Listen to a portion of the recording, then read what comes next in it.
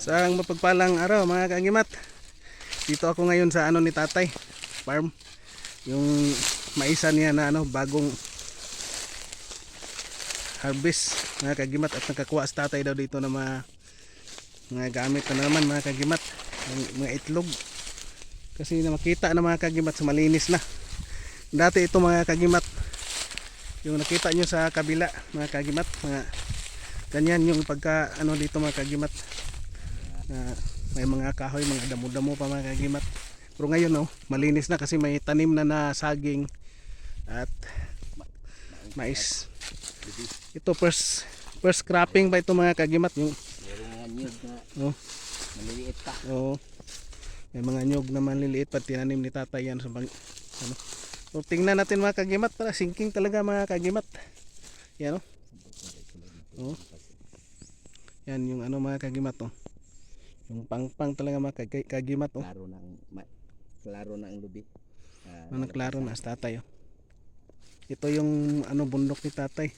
Yung farm niya dito sa bundok, at dyan marami din tayo makukuha ng mga kakaibang kahoy dyan mga kagimat. At dyan mga kahoy na mulabi, nara, jimilina, dami yan mga kagimat hanggang doon yung ano ni Tatay yung kanyang lupa, lapad mga kagimat. Abot pa dito no video. Sa taas. Yung hanggang doon sa may nyugan sa taas. Kay Tatay pa yan sa taas. Yan mga kagimat. Kay sulod ang uban, nagkahuyan pa. Pero may mga tanim-tanim na mga ano yan, mga nyug na mga kagimat. Pero dagdagan lang ni Tatay, pero yung ano lang ni Tatay, paglinis lang daw. Hindi pa nalinis yan. Mga hilamon.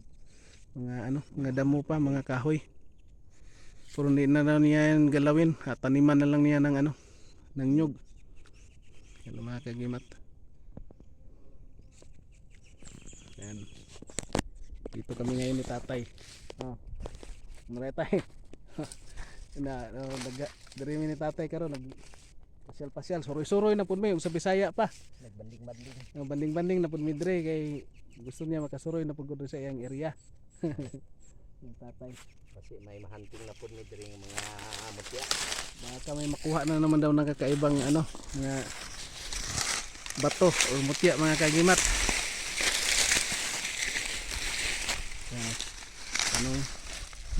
May mga mais pa na tanim Tatay. Yan. Puro madugay gini tay, mahinglo gini sa tay, sigihan ni og kwantay. Mahinglo gini siya tay, di nako ni pabagnutan para di madaot mo. Tag dali rin dagko sa saging no? Sundon munday na ko ni saging. Di na nako ni tamnan og mais, saging na akong itira Yan ang sa Tatay. Dako kayo yung lapad ng area.